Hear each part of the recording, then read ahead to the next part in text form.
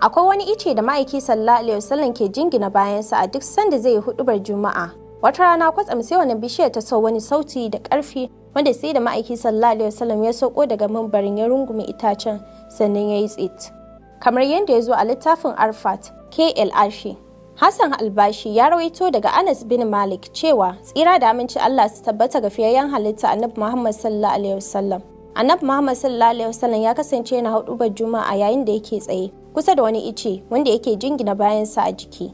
Da mutane suka karu a masallacin da yake huduba, sai ya ce a masa mimbari mai hawa biyu. Sai manzon Allah sallallahu alaihi wasallam ya daina jingina bayansa da itacen domin yin huduba.